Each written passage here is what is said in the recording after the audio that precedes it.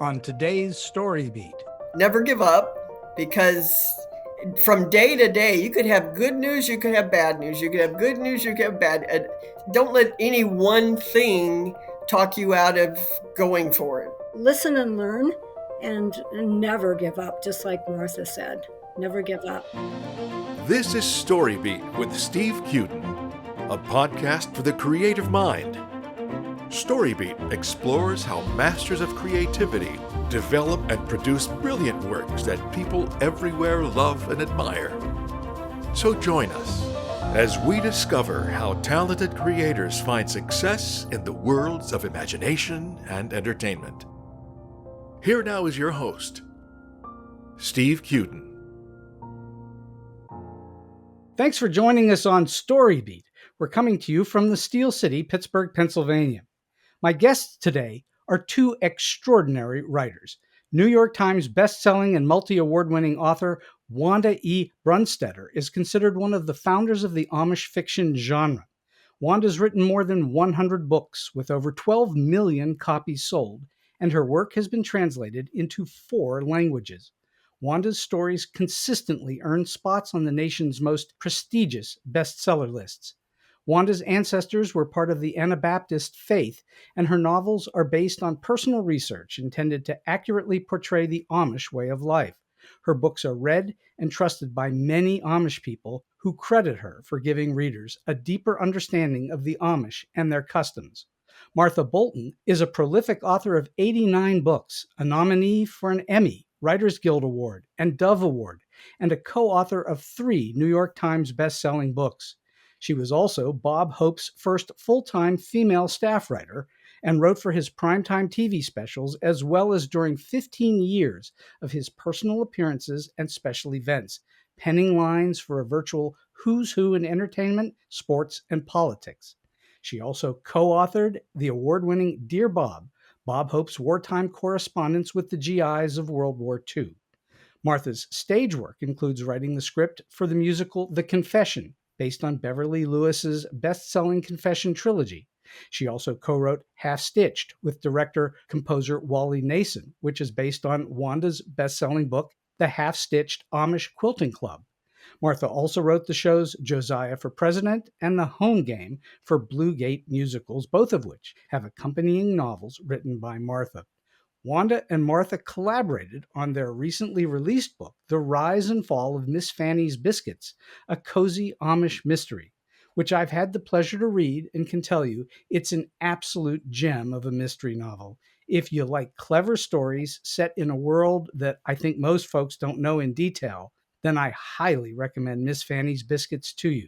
Of note, The Rise and Fall of Miss Fanny's Biscuits has also been adapted into a stage musical. So for all those reasons and many more, it's a great honor for me to welcome the outstanding authors, Wanda E. Brunstetter and Martha Bolton, to StoryBeat today. Wanda and Martha, thank you so much for joining me. My pleasure. So let me start at the very beginning, which is to go to the past. What were your earliest inspirations and influences? How did you start to become a writer in the first place? We'll start with Wanda. Where did all this writing come from? Where did it begin? It began when I was in the 2nd grade, and I wrote a poem about a moth. And I wasn't supposed to. I was supposed to draw a picture of a moth. And I did my best, but then I added the poem, hoping it might get me a better grade. And my teacher called me to her desk after school and said, I think you could be an author someday. This is an awesome poem. And I didn't get much encouragement at home, so her words just stuck in my brain, and I never let go. And you've just, from that point forward, you've just been writing and writing and writing. Well, I started writing poems, of course, on my own, and short stories, not for publication. I was just a kid. But when I became a teenager, I did some plays for some of our church programs, and people loved them, and they kept saying, you need to get these published. I didn't know how. And so I kind of set all that behind me. I got a job as a clerk typist, and I still played around a little bit with writing, but I didn't do anything serious till I had 2 children and they were in school. And then I took my first writing course. And then from that point on, I started selling short stories, articles, poems, puppet plays. Then one day I said, this isn't really the road I want to go down. I really want to write novels. So I took another writing course, and then I submitted my very first story to Barber Publishing. It got accepted, and the rest is pretty much history. I've been with them for almost 30 years now. Well, it's amazing. And you're prolific, both of you are prolific almost beyond imagination. 100 plus books for you, Wanda, and 89 books for Martha. That's a huge number. Martha, how did you get started as a writer? How early was it in your life when you started looking at words and thinking, this is for me, this is something I want to do? At 9 years old is when I started a little book, and I wrote it in one of those composition books, and it was called No Fun Being Young, and it was about being the youngest of 5 kids and trying to get attention, that kind of thing, in the family, within the family. And my thing was always to put a funny spin on it, and I would write little funny stories. I also collected jokes. I had a little box, like a 3x5 cards, and any funny joke that I heard that I liked, I wrote it down on a card and kept it in this little box. I collected comic books and was a big fan. It was kind of funny, but I even collected. Bob Hope had a comic book, and a lot of people don't know that, but I collected them and had his comic books and all the other ones. And I loved writing. I loved words, and I loved to play around with words and would write little stories. I wrote poetry and hung the poems on my wall next to my bed. And I had about 35 of them up there. And Wow. my cousin would come over and spend the night, and she'd always look for the new poems. So it started at 9. I imagine that one of the reasons why you did write a lot of comedy is because you needed to stand out being the youngest of 5. Is that right? Yes. Yes. Yeah. And I have a quirky sense of humor. I always, any situation, things are coming into my head that are, well, if this happened, that would really be funny. Or if this was said, that would really be funny. And all my life, I've been that way and just had the funny thoughts. Either I would whisper them to the person sitting next to me, or I'd jot them down on a piece of paper. And I don't throw anything away. So any thought that comes into my head, I write it down and keep it someplace and then find it later. But it's just in my makeup, like Wanda. I mean, it's in there. That's who I never thought it would be a career, though. It was always a hobby. And I never even thought about being an author officially. I love to write. When did you think to yourself, I can do something to make a living as a writer? What was that moment? Well, there were 2 moments. I used to be a church secretary, and in that regard, I would do a lot of plays. So when I started doing the plays and writing, different comedies, or we would roast the pastor. I would write like a Friars Club roast, and we'd roast the pastor. And I started seeing how the audience was responding and thinking, maybe I could do something. So I got the courage to start sending my material out to comedians. And then that was when the light went off. I just dropped it in the mail, but when I got the first letter back with a check and a contract, that did it. I thought, man, I guess you can make a living at this. So You can make money with it. yeah. It's a lot harder to make it by roasting pastors. Wanda, what was the first time when you knew that you could actually turn this into something where you could make money and have a living at it? I think it was when I sold my very first story. It was Mm-hmm. to a Mennonite publication, and I think I earned like $15 for it. But I thought, wow, somebody thinks what I wrote is worth publishing and even want to pay me for it. So that was the first big spark that made me realize I must have some kind of ability. And when I got accepted to write for Barber Publishing, somebody asked me, how do you feel? I said, I feel like I'm on a toboggan and I don't have any way to steer myself and I'm just going down the hill. But it was an exciting feeling. I really felt like exhilarated.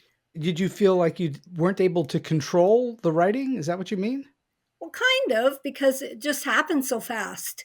It was like overnight success. When my first novel, the biggest full length novel, I had written some shorter novels, but this was full length, 100,000 words. It was about the kidnapping of an Amish child. It was called The Storekeeper's Daughter. And when it came out, the first month, it hit the bestseller list, the New York Times list. And I was like blown out of the water. I just like, wow, I can't believe this. Well, that would blow anybody out of the water if your first book gets on the New York Times bestseller list. Correct me if I'm wrong. The Anabaptist faith is a combination of the Amish and the Mennonites. Is that correct? And several others. There was breakoffs when the Anabaptist faith began. There was the Mennonites and the Amish, the Church of the Brethren, the Dunkards, and a couple others. And my relatives were part of the Dunkards. But I didn't know this until much later. I was already writing Amish fiction, but my husband grew up in a Mennonite church, and that's what really got me sucked into being able to get to know them. One of his Amish friends, or Mennonite friends, excuse me, knew an Amish couple who he actually worked for them, and he took us to their Amish farm in Lancaster. And when I got to know the Amish, I realized people need to understand them because some people think they're an oddity and they don't really understand them. They're not really that different from us. Their lifestyle is, yes, but as people, they're really not. And so we have so many friends now, Amish friends. When we go into Amish country, we can hardly get around to see them all. Correct me if I'm wrong. It's mainly because they don't really deal very well with technology or communications the way that we do today with phones and computers and so on. They stay away from that, correct? Well, for the most part, and there was a time when they all stayed away, but there's more what I would call progressive Amish now. And if they have a business, they will often have a computer in the business, not in the home. That's a no-no. But they also will have cell phones sometimes in the more progressive groups. Hmm. Hmm. So let's talk for a while about the rise and fall of Miss Fanny's Biscuits, which I have to tell you, when I received that book, I laughed. The title alone made me laugh. That's one of the funniest, best titles I've ever heard of any book ever. Did you know when you came up with that title that it was going to put a smile on people's faces? That's a question for Martha because she came up with the title. Martha, did you know it was going to make people smile or maybe laugh a little? That is one thing that people have said is one of my specialties, is coming up with funny titles. So I've done it for other writers and I've tried to do it for myself. So you play around with titles until that one clicks and you just go, oh my goodness, that's it.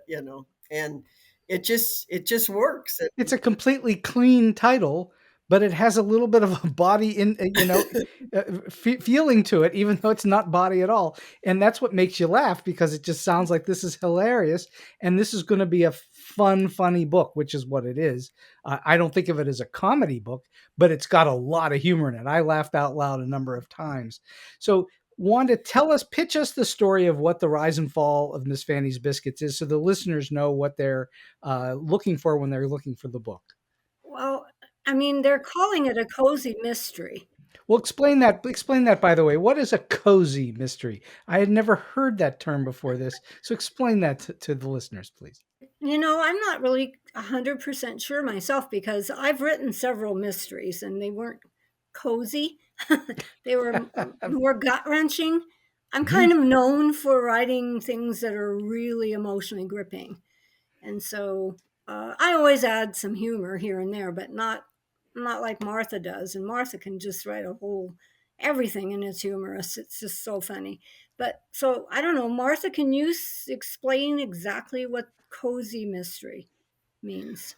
Well, I mean, I think there are rules for cozy that we got close to. So some people have called it a cozy, and some people have said it's not quite a cozy, but there's a lot more humor in it than I think a typical cozy has. But Hmm. people are loving it, and it's shorter, I believe, as than a regular novel, but fast moving, and I'm they just call it a cozy because I think number one, I think it's just a fun time. There's nothing offensive. There's rules to a cozy that we would have adhered to anyway, but it It's not scary or gory or bloody or any of those things that you can sometimes get. it's a mystery, but a more gentle one. It's gentle. That's what I was gonna say, is that it has a gentle tone to it. Yeah. What led you to write a book about a bake-off, a bakery contest? I know that Wanda has published books about food, and how to make food. Is that what led you to write this? Martha came up with the theme and the idea. I went along with it because I have recipes all over the place from Amish and my family members and everything. Matter of fact, the recipe we included at the end, the biscuit recipe, was my aunt. It was her recipe, and she had learned to bake wonderful biscuits when she lived in down south. And so I'd asked Martha, "Is that okay? Can we use that?" Because it's just one of my all-time favorites. Well, I know that as I was reading the book, it kept making me hungry. People say that Well, a then we did lot our job. about all my books. And I know as soon as you had Foster Bates, the detective, in any scene, you immediately knew food was coming along shortly thereafter, because he likes to eat, and he likes Miss Fanny's biscuits, which is kind of funny to say. So the book is extremely well paced, and the tone of it is very well established and clear throughout. Did you have a conversation between the two of you in your partnership before you started to write as to how you were going to make this book feel a certain way, in, I guess, this cozy way? Did you have that conversation in depth as to how to make that work? Well, when we first started, we started with the story idea and the characters, and we added more, of course. And it was mainly the discussion was how are we going to do it, the process. And we're both prolific as far as meeting a deadline. We know how to do that. We it was just we wanted to know the process of how we're going to write together, because she lives in one part of the country and I live in the other.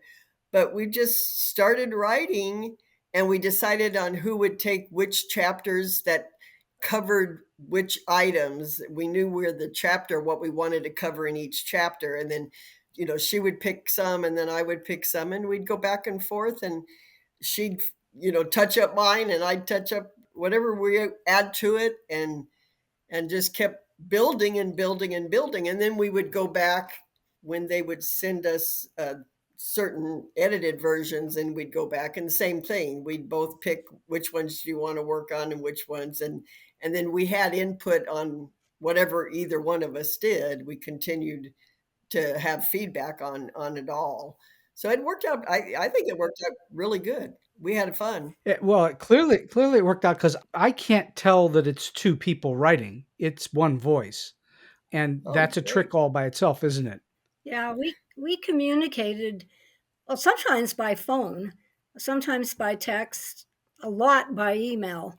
But sometimes if we really wanted to clarify something, we would talk to each other on the phone. So, Wanda, were you sending material back and forth frequently, or how often were you corresponding with one another?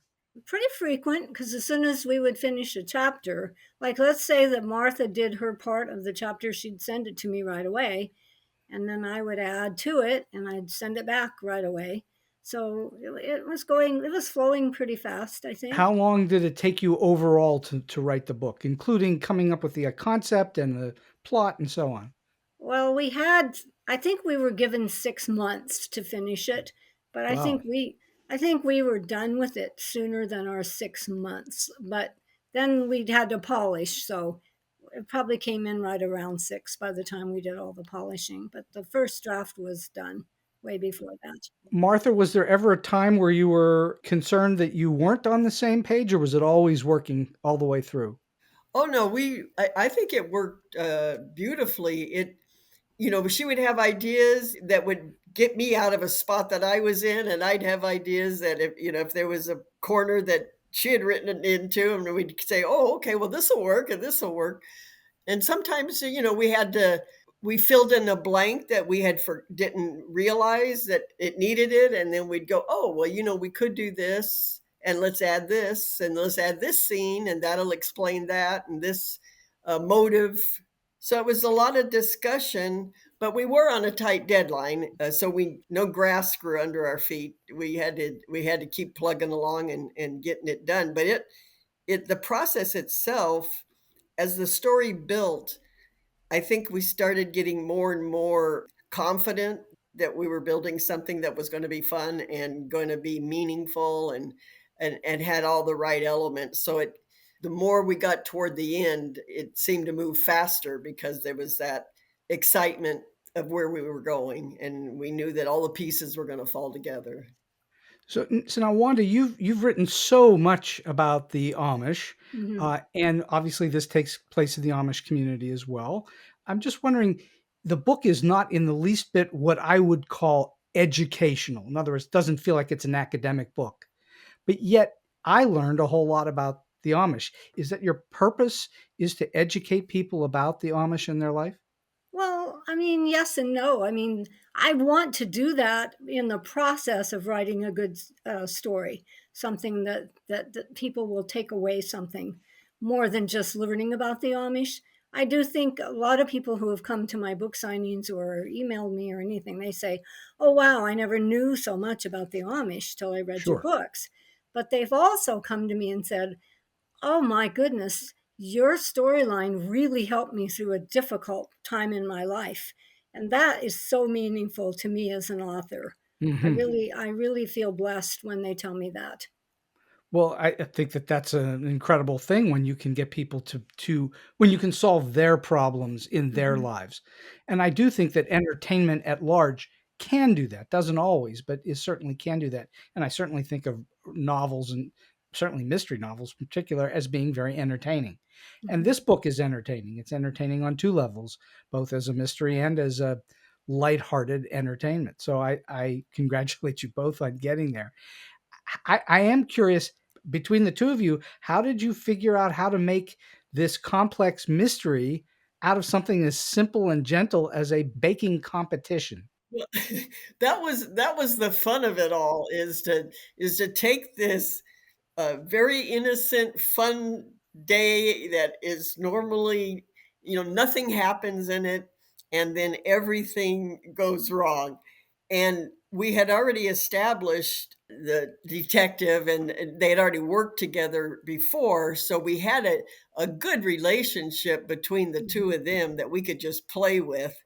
And I love the fact that she's so into the detective, and trying to be she thinks she's an investigator, and she keeps dragging him, Foster, back into cases when he wants to just retire and sit locked in his office and leave me alone. So the fun of them together, and then to watch their friendship grow, and there's a little bit of, you wonder if they're becoming a little more than friends, but there's a line, there's boundaries that we had to play with and stay within, and have fun with. But that was the fun of it. So when you started getting into those scenes, and you go, "Oh, this would be funny if she does this, or this would be funny if he does that," and it just keeps building. You have the framework, but then we kept adding chapters within that. We had taken one pass pretty close to the end, but then we would be dropping in different chapters in the middle that it needed, and that it helped the story keep flowing. You have to do that sometimes in order to have an understanding of what's happening. If you have to Exactly. go back and realize, wait a minute, there's a piece missing, you've got to fill that in. I'm curious, Wanda, Martha just said that you had these two characters, Fanny Miller and Foster Bates, prior to writing this novel. Where did they come from for you? When did you start working with those characters? The storekeeper's daughter that I told you about with the Yes. kidnapping, in the second book, I introduced Fanny Miller for the very first time. She owned her own quilt shop. So the Bluegate Musicals did a musical based on my three books, but they wanted to add a detective in there because they wanted the audience to have that feeling of we need to try to help solve this mystery because somebody had taken the child. Well, in the book, the reader knows who took the child, but the characters in the book do not. So, in order to have a play, the audience needs to be the ones who don't know, and of course the characters as well. But we wanted the audience to play the little guessing game who they think was responsible. And so anyway, they brought in Foster Bates, and he was not in the book, but he was in the play. And his personality is amazing. I mean, he's got such a dry sense of humor and he's just funny and he's not even trying to be. But the connection that he had with Fanny in that play was amazing. I mean, afterwards, I was singing their songs that they sang together as a couple, if you will. So that connection is still there in this Fanny's Biscuit story. And if we ever do any more, it will still be there. I think they're just like the odd couple, you know? They're from two totally different worlds. Yeah, and exactly. and Foster is, he clearly knows what he's doing, but he may be the laziest detective who's ever lived. That's But true. he continues to help Fanny figure things out, and she's a very astute detective. There's no reason why she should be. I mean, she doesn't come from that world at all, You're but right. yet she has intuitions that are very, very clear. I'm just wondering what, for you, Martha, makes these two characters fascinating for you that made them fun to write. What made it the most fun was his irritation with her.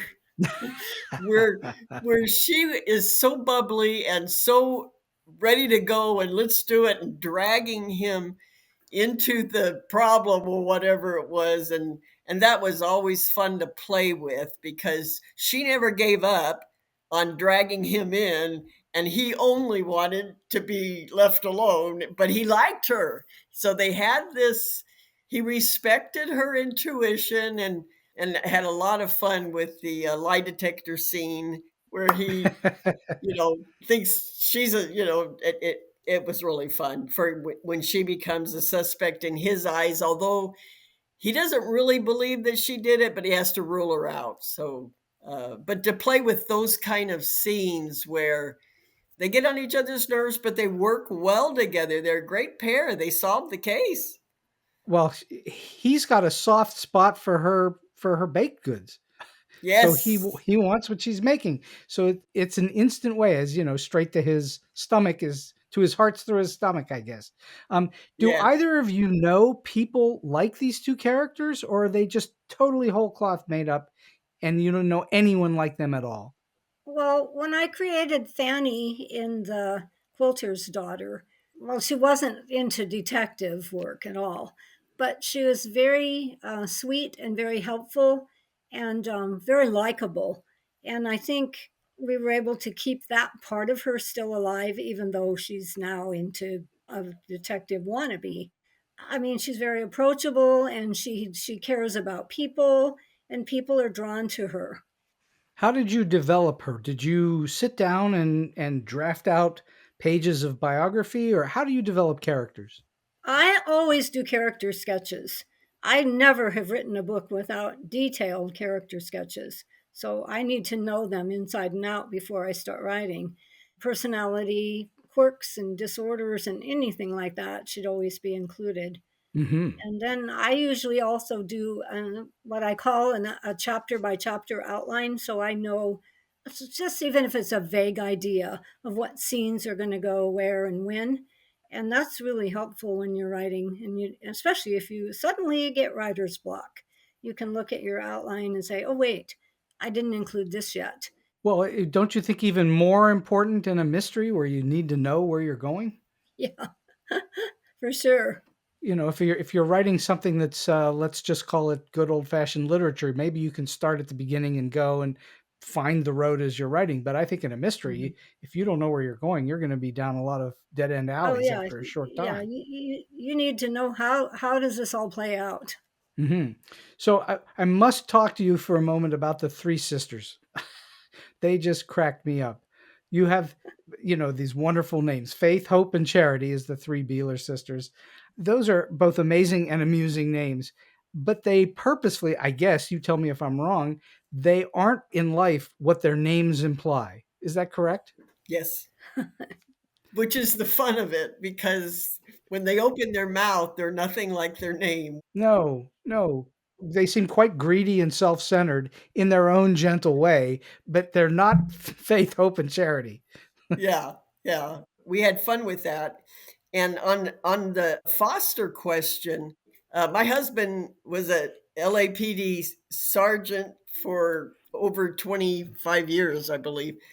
So Wow. I got a Okay. lot of that from that life. So I had a lot of fun with that. So How much research do you do for each of your books? What is your research protocol like? It depends, of course, on the theme of the book. I don't do a lot as far as the Amish way of life because we know the Amish so well, spent Hmm. a lot of time with them.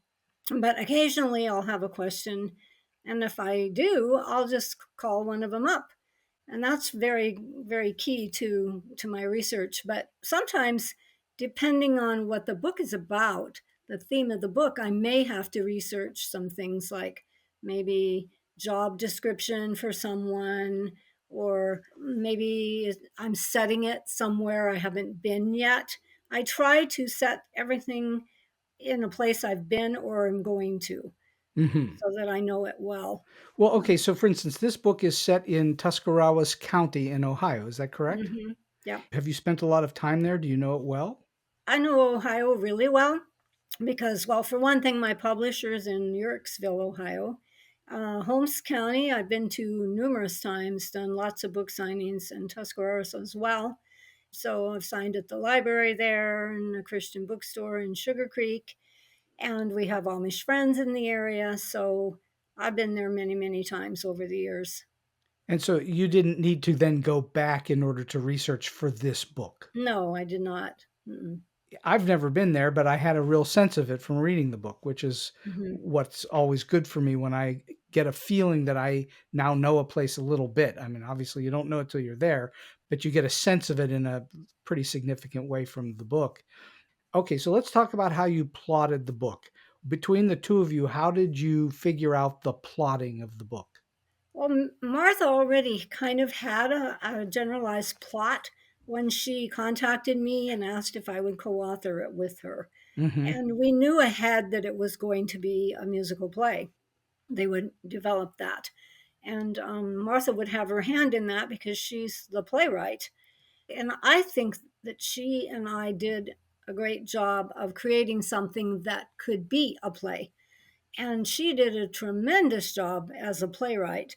I saw the play when it opened in Pennsylvania in April, and I was amazed. I mean, it just flowed so well, and it was so written so well. And everything, I mean, pretty much everything we had in the book was there, but we couldn't do it all, obviously. A 2.5 hour play is not the same as an 80,000 word book. That's the secret and the trick to adaptation is taking what you need to tell the story and Mm-hmm. move the characters forward in the plotting of the story Mm-hmm. without using every single little bit. Yeah, exactly. That's a very tricky thing. I've adapted a few things in my life, and it's a trick. Um, so, where did you begin with the beginning of it? Did you start with the plot, or did you already know what characters you were going to use? Well, we knew some. I mean, we knew for sure that we would have Fanny and Foster. Some of the other characters came in after the fact. You both sat down and created a very detailed outline for this book, I assume, since you already alluded to the fact that you like outlining. Yeah.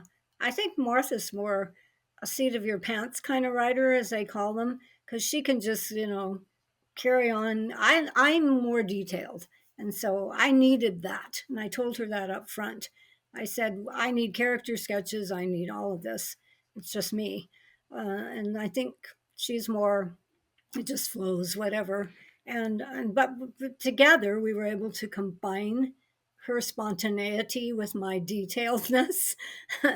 And I'll have to admit, when I'm writing, I don't stick just detail, detail, detail.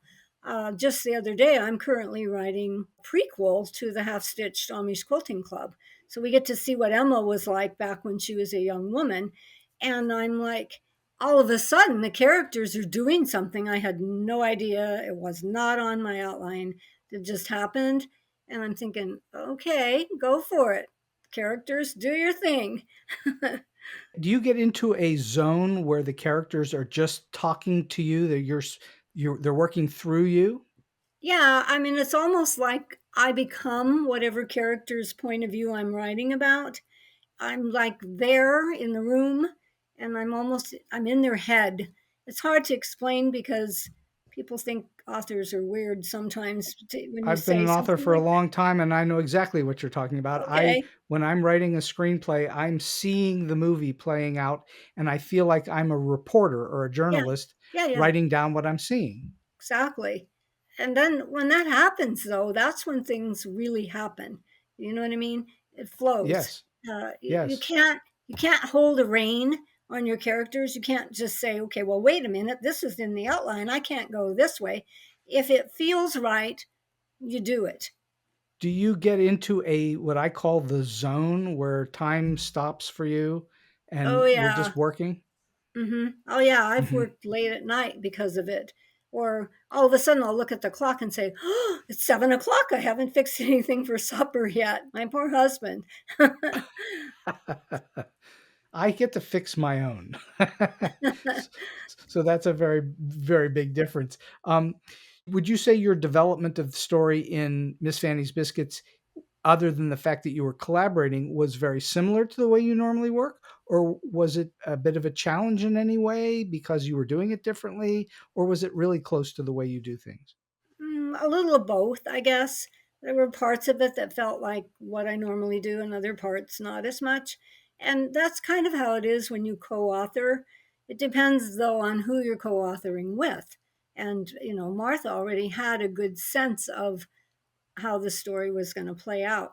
So we didn't have to sit down and like split hairs or a fine tooth comb on things. We kind of knew it was just a matter of making it all happen. And sometimes when I've co authored, it's only been one of us who really had the story idea and the other one just adds to. Does that make sense? Yes, it certainly does. And then you just, as you're writing, I assume then you start to go back and forth Yeah, and revise one another's work. exactly. How do you get to a finished product? Who is the final say on the end product? Is it an editor or is it between the two of you? Well, I think it's between the two of us. We have to agree, even if we disagree. We have to agree always. Hmm. You know. So when we would get it to the point where we knew and we felt in our psyche that this is it, this is the ending, this is it. Let's fine tune it and send it. And then of course it goes to a copy editor, and they'll do whatever they feel. Sometimes they cut. I haven't seen them add as much as they might cut if there's words that they think aren't necessary. Maybe it's too long, whatever. And from there, then it goes to proofers who proof for errors that may have slipped in. So, but the copy editor, is that someone that you know and work with, or is it someone that the publisher assigns to the work? It's somebody the publisher assigns, but that being said, I've actually had the same copy editor for a good number of years. Hmm. So she's very familiar with my style and with what I write about. And so I haven't really experienced any problems, you know. Once in a while she'll like contact me and ask me a question. But she doesn't usually chop up my work. So that's a good feeling. I always feel when I get the book to proof, we get to proof it one last time when they send the galley, right before they publish it. And I've never felt like, wow, that's not even my story anymore. I've never felt that way. It's always come through clear and precise. And what I had was that when I included is still there. Do you know of authors who've had that experience where it comes back and they don't recognize their own work? I've heard of it. Yes, I have. That would be quite disturbing, I would think. Yeah, it would be. See, now I happen to be used to it in the world of screenwriting, especially in TV writing, which I've done a lot of. Uh-huh. Many people put their hands in the pie. Yeah. So you get used to it not being your exact work. You get used to it being a big amalgam of other authors having their say in it somehow. Yeah. And ultimately there might be a big chief boss that has the ultimate final say. Yeah. So I'm used to that, but for a novel writer, that's got to be a little bit disconcerting. Fortunately for you, that's never happened. So how many books a year are you churning out now? You must be writing at least 2 a year. Yeah, I'm under contract to write 2 a year. That's amazing. But that being said, sometimes I squeeze in a third one, especially if I'm co-authoring with someone or if I am in a collection of, say, 3 or 4 novellas. Like a year and a half ago, I did that with 3 of my family members. So we wrote a book called The Sisters by the Sea. It's set in Sarasota, Florida, and we all had a story, but they kind of had to blend because it was about 4 sisters. So we worked with each other, but not in the same manner that you do when you're co-authoring. Does that make sense? It does. Do you find that you are constantly fighting time, or how do you discipline yourself? What do you do? Do you set time out every single day? Do you have a certain time that you write? I don't have a certain time. It works around my schedule, appointments or whatever. I broke my arm last year and I'm still in physical therapy. So I'm sorry to hear that. the arm has healed, but my range of motion isn't as back as far as I would like it to be. So, I have to work around my going to my appointments. If my husband has appointments, I usually go with. And so I write when I'm available to be at my computer. How many hours a day when you're writing do you typically write? Is it 4, 5, 6, 8? At least. Sometimes it's 8. It just depends. If I'm on a tight deadline, I'll write till midnight or even 1 o'clock in the morning if I have to. How important would you say deadlines are to making it all work? I think they are. I mean, I heard an author say once, there's a reason the word dead is in deadline. You feel like you're pretty knocked out. But, if we didn't have a deadline, we'd be like more carefree and lax, and we might not ever get the book done. Well, that happens to people that don't have deadlines. I know. They never finish. I've heard people say, oh, I've been working on the same book for 10 years. And I'm thinking, 10 years? Well, there's no way you could have possibly written 100 plus books if you were taking 10 years to write a book. No. That's not possible. It's usually every 6 months, but sometimes I write them in 3 or 4, especially if I'm writing a third book. Do you read a lot as well? I don't read as much as I used to because I'm writing so much, but yes, I've been an avid reader since I was a child. Always had my nose in a book. And when I would read, I would become the character in my head. And so that's why it was easy for me to do that once I became an author, to become the character. So then, from a reader who becomes a writer's perspective, what would you say are the common mistakes that novice writers, new writers make, and how can those mistakes be avoided? Well, for one thing, I feel like everybody needs some training, whether it be taking a class like I did. I mean, it wasn't just one class, it was a course over 6 months to a year to complete. And you learn what you need to know to be an author and to construct a book in the correct way. And it covers all the topics, dialogue and point of view and all of that. And that's really important. You can't just sit down and just write. You need to know these things.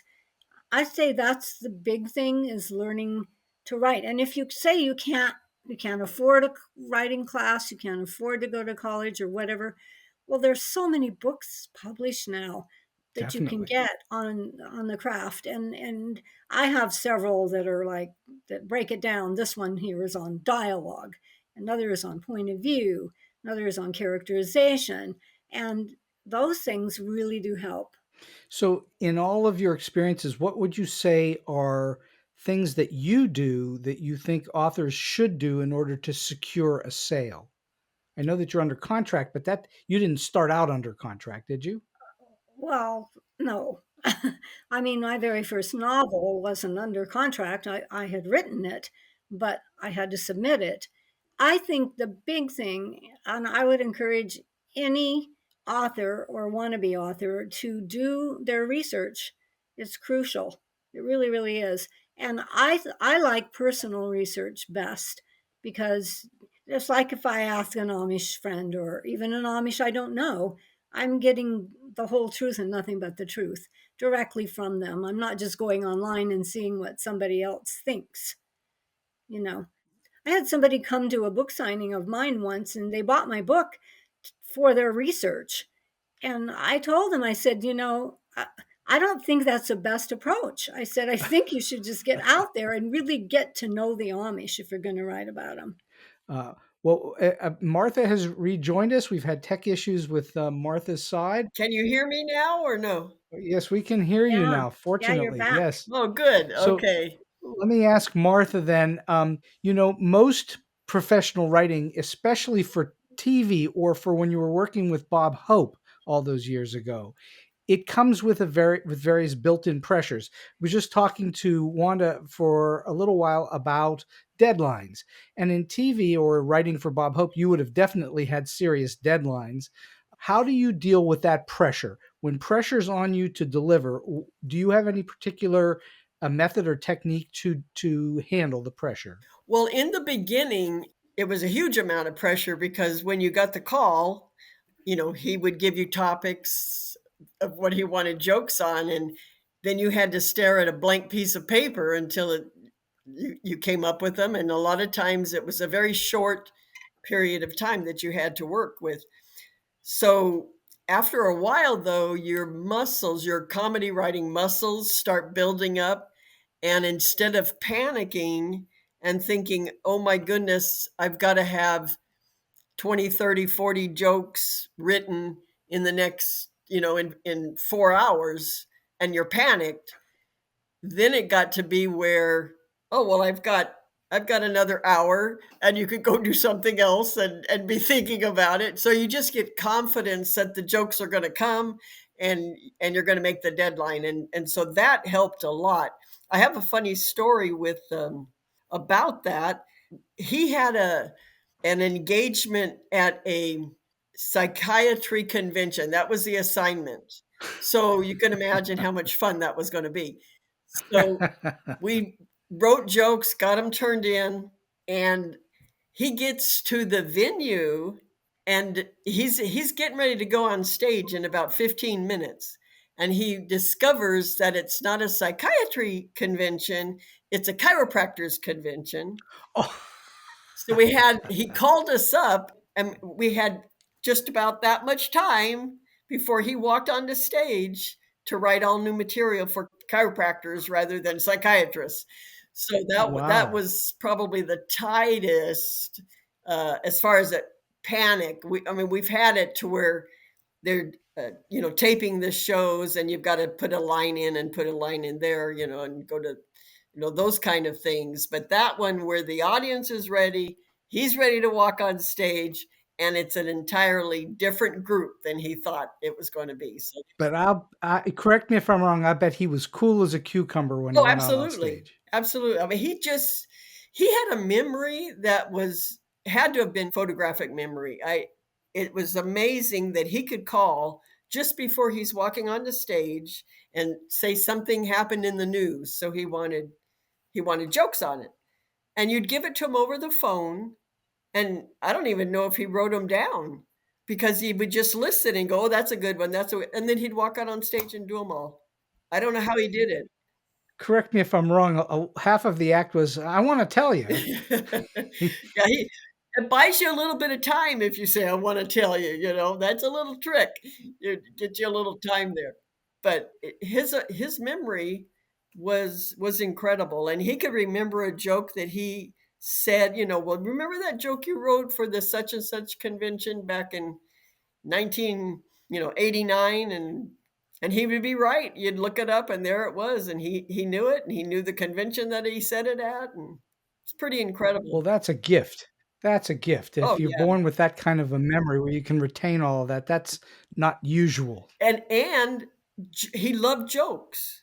So And he loved jokes, they yes, of course. he didn't want to lose them. He'd keep them all in his head. He loved them. Loved to get new jokes. That's amazing. Well, I've been having a very interesting and fun conversation for almost an hour now with Wanda Brunstetter and Martha Bolton. And of course, we unfortunately lost Martha technically for a little while, but we're going to wind the show down right now. And I'll ask each of you the same couple of questions, which are the questions I love to ask every guest on this show.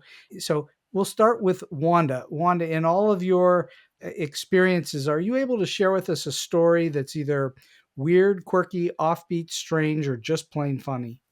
I'm going to classify this as just plain funny. Great. I might not have thought so at the moment, but I sure do now. So I have spoken in many Amish schoolhouses to the children and the teachers. And this was a case where I had been invited to go to an Amish schoolhouse. And usually when I talk, I'll open it up for questions and answers when I'm done. And normally the Amish kids sit very quietly and they don't really participate much. Once in a while I'll get a question, but not very often.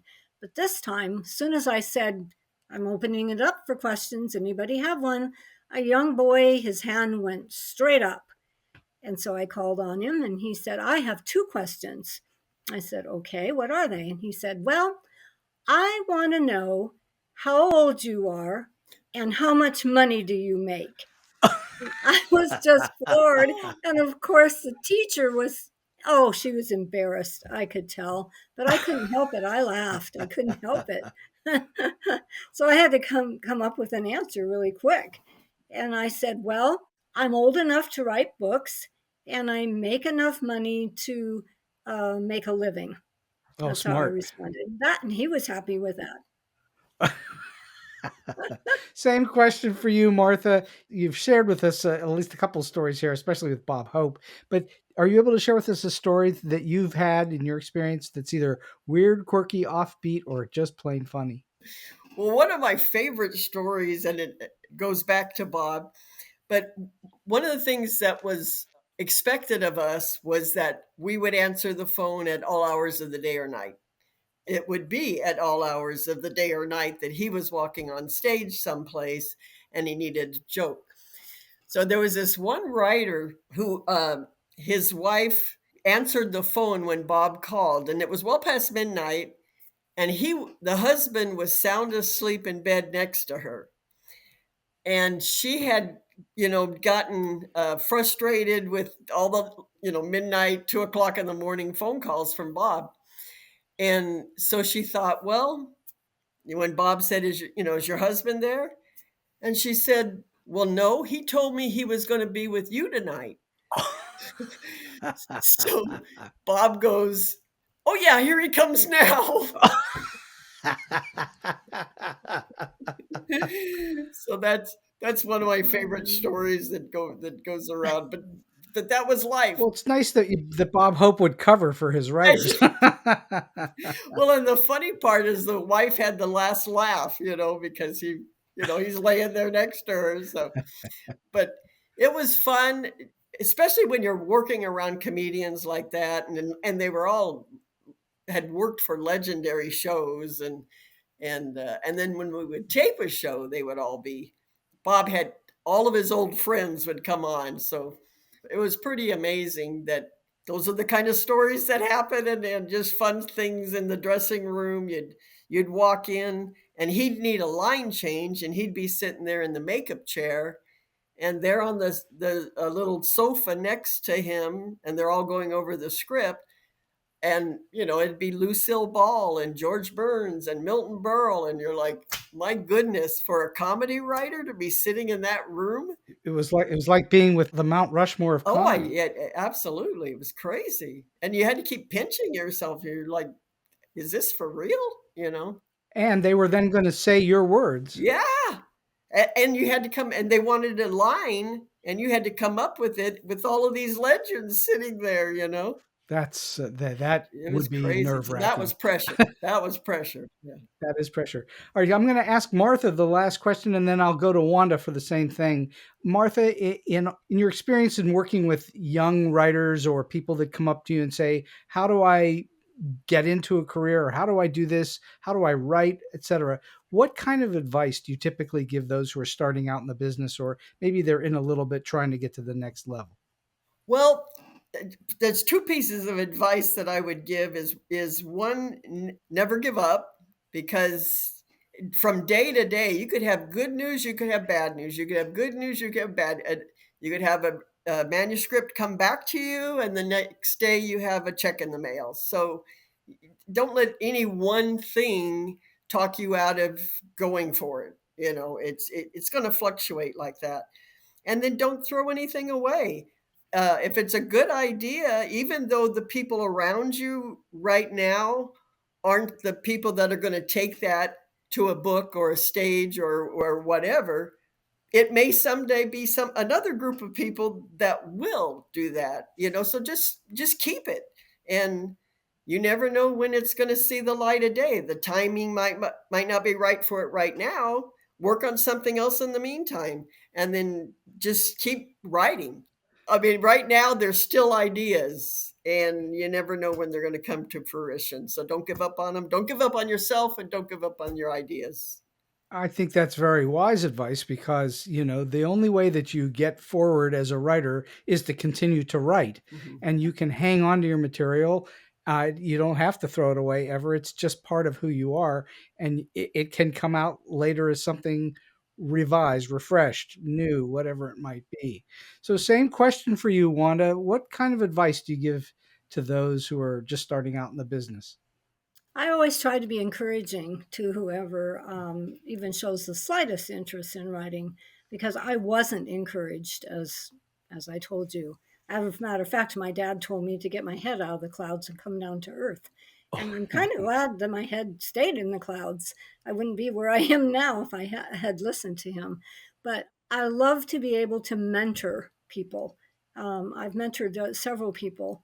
And matter of fact, my granddaughter is one of them, and she's just written her first book. I kind of helped her in places. I did the editing on it and things like that, but it comes out in October. And I'm just so proud of her because she was willing to listen. And that's a big thing. Listen and learn, and never give up, just like Martha said. Never give up. Just keep pressing. I'm glad to hear that you concur. What's that book called? It's called The Amish Ballerina. Very unusual title and a very unusual story. Mm-hmm. And what's her name? Rochelle Brunstetter. That's wonderful that you've not only got it in the family, but that you're able to help at the same time. I think that's really terrific. Mm-hmm. It was fun. It's a fun book, and it's we're just excited. We're getting ready to start promoting it soon. Well, good. I think that that's a really great thing that you're able to carry the lineage forward, so to speak, as a writer. I think that's terrific. Mm-hmm. So Wanda Brunstetter and Martha Bolton, this has been an absolutely terrific hour plus on StoryBeat. And I really can't thank you both enough for your time, your energy, and your wisdom. I'm sorry we had the little tech issue, Martha, but that happens occasionally in this world. But I thank you both kindly for being on the show and spending some time with me. You're very welcome. It was my pleasure to be here. Well, thank you for having us. And so we've come to the end of today's StoryBeat. If you like this episode, won't you please take a moment to give us a comment, rating, or review on whatever app or platform you're listening to. Your support helps us bring more great StoryBeat episodes to you. StoryBeat is available on all major podcast apps and platforms, including Apple Podcasts, YouTube, Spotify, iHeartRadio, TuneIn, and many others. Until next time, I'm Steve Cuden, and may all your stories be unforgettable.